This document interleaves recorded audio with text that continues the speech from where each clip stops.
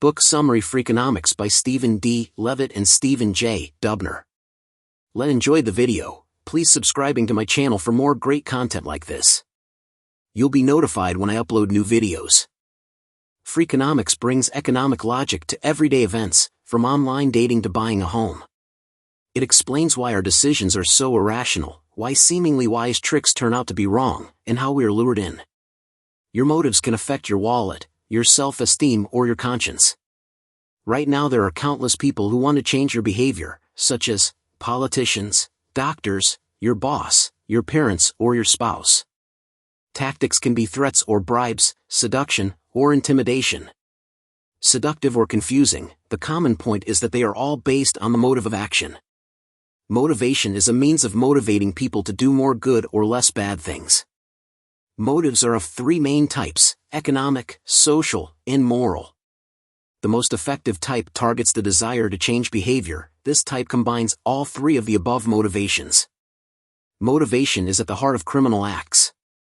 The interesting thing is when we have the opportunity to cheat, steal, or cheat, what motivates us to do so? The risk of going to jail, losing a job, losing a home, losing freedom is an economic factor, and it certainly forms an incentive against crime. There's also a moral motive because no one wants to do anything that goes against their conscience. And finally there is a social motive. No one wants to be seen as a criminal. Often, depending on the type of crime, the social incentive can be stronger than the economic punishment. It is the combination of all three types of motivation that stops the criminal behavior of most of us. Motivational stimuli often have unintended consequences in human behavior. We are all too familiar with incentives to achieve certain behaviors. From parents who reward their children when they do well in school to companies that reward employees when they achieve sales. We are all inundated with various forms of stimulation. However, changing behavior through motor stimulation is more complex than we thought. Stimulus forms are most effective when small changes have profound effects that we don't anticipate. Economists did an experiment to reduce the number of parents arriving late to pick up their children at a child care center in Haifa, Israel. They offer a fine of $3 when parents come to pick up their children late. However, the cases of parents picking up their children late have doubled, not reduced as originally planned. Why? First, perhaps the fines aren't so large that parents take the late pickup off as something not to worry about. The bigger problem is that this small fine obscures a moral responsibility, parental shame for not picking up children on time. Parents can now redeem their shame with just a few dollars, so they don't mind being late. Furthermore, once the $3 value was established, the penalty removal did not reverse the situation. The number of parents picking up their children late remained the same.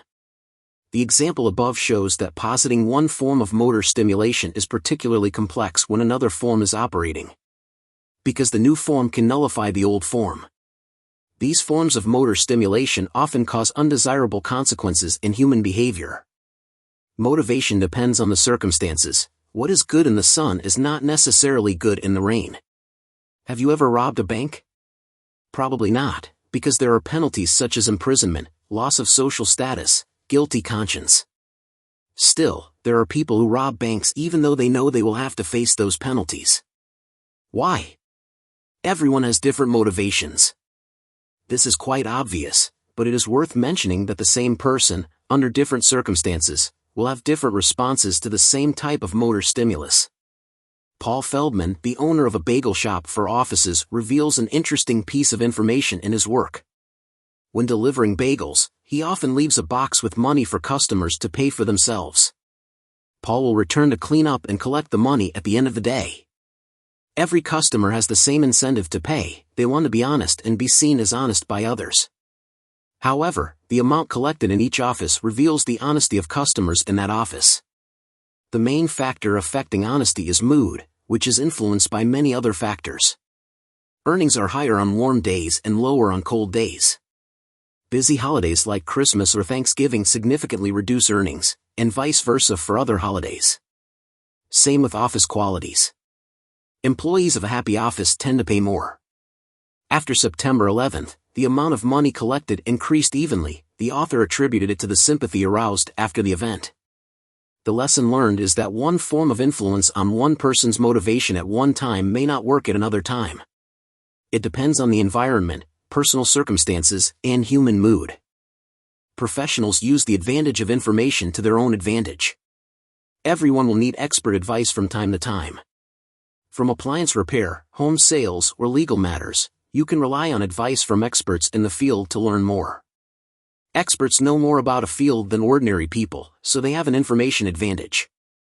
Although experts are often paid a fee or commission, they can also use informational advantages as a ploy to make more money. Consider a real estate agent. For most of us, selling a home is the big deal in life. It's a complicated thing, so we have to find a real estate agent who has a deep understanding of the market, prices, trends, and most of all, they also want to sell your home for the highest price because they will enjoy the commission. Pink from selling price. You feel secure when you have such an expert to help you. Unfortunately, this way of thinking is too simplistic. More generally, the real estate broker's motive is only to sell the house, not to sell the house at the highest price because the difference in commission is not much. The profit from selling a home is faster and more powerful than trying to sell a house that costs a little more. One study found that when realtors sell their own homes, they're willing to wait a little longer for a higher price, compared to when they're selling a client's home. So be careful when brokers encourage you to sell your home at the first price. They are making more money for them than for you. Experts can use fear and anxiety to deceive ordinary people. The unknown becomes scary sometimes. You are often nervous when trading in areas of which you have little knowledge. The storytellers take advantage of this to make a profit. The car salesman convinces you not to buy the cheaper car because it's not safe. Real estate agents convince you to bid higher or you will lose the house of your dreams.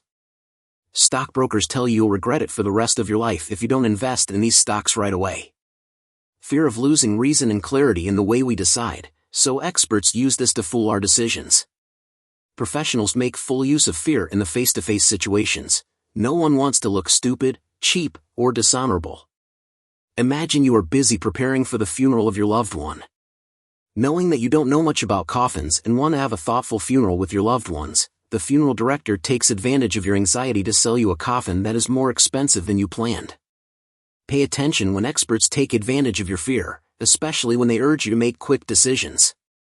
In this case, you want more time to consider your options. You can tell them you need more input from family or friends. You can also eliminate the information advantage by doing your research before making trades. The internet frees us from being taken advantage of by experts.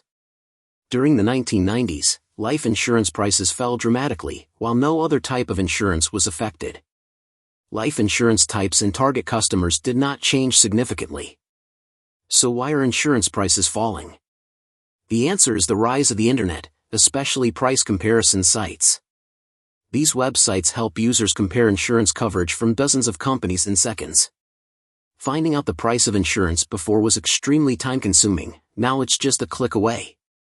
Because the insurance policies of the companies are similar, the big companies are forced to reduce their prices, leading to false reductions in all insurers. The above example shows that the internet plays an important role in reducing information advantage worldwide. The internet is an effective tool for sharing and balancing information between haves and have-nots.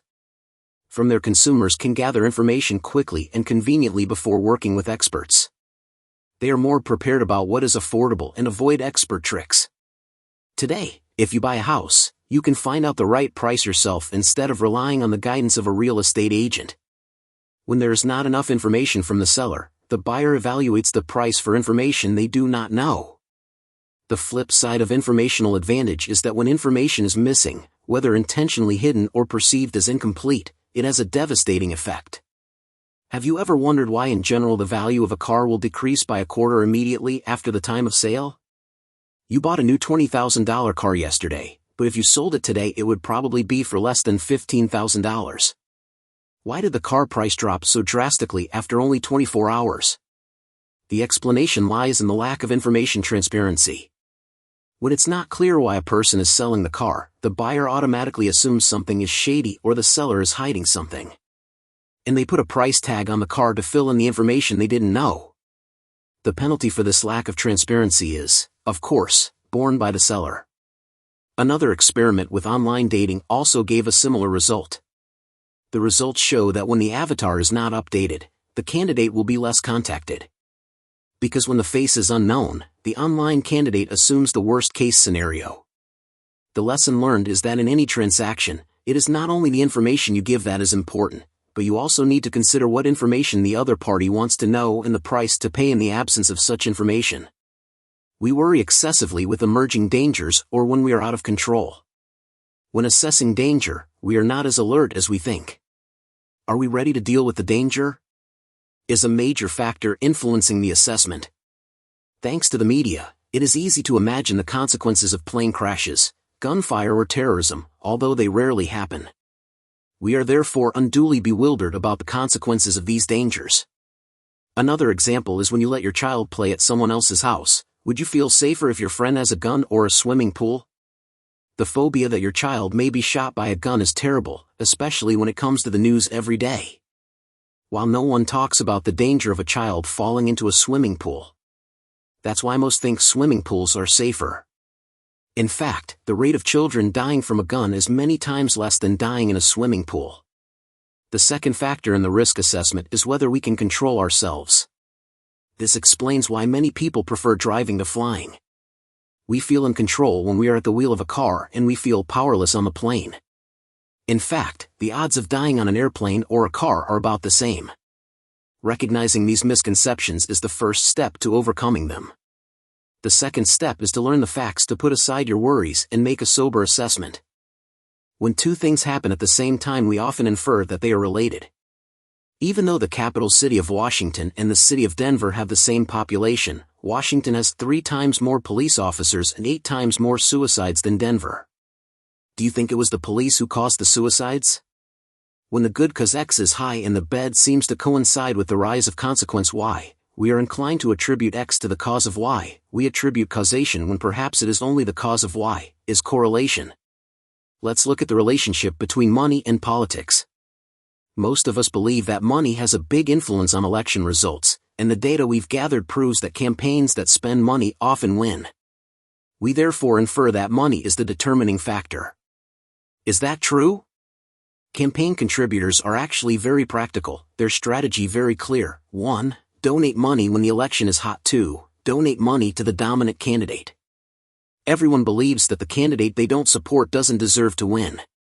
Following this trend, elected candidates will often raise a lot of money. But what is the relationship between money and election? A study of elected candidates shows that the impact of money spent on a campaign on results is negligible. A winning candidate can cut campaign costs in half and lose only 1% of the votes. Otherwise, even spending twice a candidate can only increase 1% of votes. So obviously money can't bring election victory. In causality, we often blame new events and ignore previous events. Not only do we rush to conclude the causal relationship between two things, we often attribute it to recent events and ignore previous events or indirect causes. In late 1989 in the US, the crime rate skyrocketed. Violent crime is up 80% from 15 years ago, and experts warn the situation will get worse in the years to come. That's why the dramatic drop in crime in the early 1990s came as a surprise. It was the same experts who made the predictions at the end of 1989 who rushed to come up with explanations. They explained that economic growth, better gun control, innovation in law enforcement, increased police numbers, and better prison guards help improve the crime situation. These reasons seem appropriate and reasonable, but later analysis shows that all of the above reasons contribute only a small part in reducing the number of crimes. The main cause and the strongest influence is abortion. A child's future likelihood of committing a crime is predicted by 2 main factors. 1. Being older in a single-parent family. 2. Living in poverty. This is also the reason for abortion. In 1973, Roe v. Wade had a landmark ruling across the country that all women have the right to have an abortion. This new law contributed to a reduction in the number of children at risk of crime over the next 16 years, 1989, and beyond. The lesson to be learned is to be wary of obvious and immediate causes. Even experts are easily fooled by them. Final summary. From raising children to selling a home, every day we make seemingly simple decisions. By challenging the conventional wisdom and analyzing the facts around us, humorous economics uncovers the source of life's interactions, revealing the unexpected and the seemingly absurd. Only when we understand these hidden corners can we begin to understand and find ways to deal with them. You can find answers to the following questions. What should you consider when evaluating motivation and its impact? Motives that can affect your wallet, self-esteem, and conscience.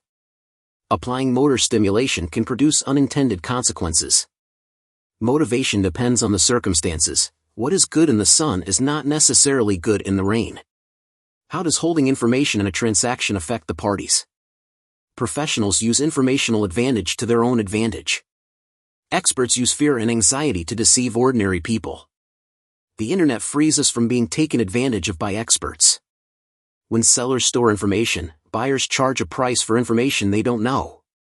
What mistakes do we make when assessing risks and consequences? We worry excessively about emerging dangers or when we have no self-control. When two things happen at the same time, we often infer that they are related. In causality, we often blame new events and ignore previous events.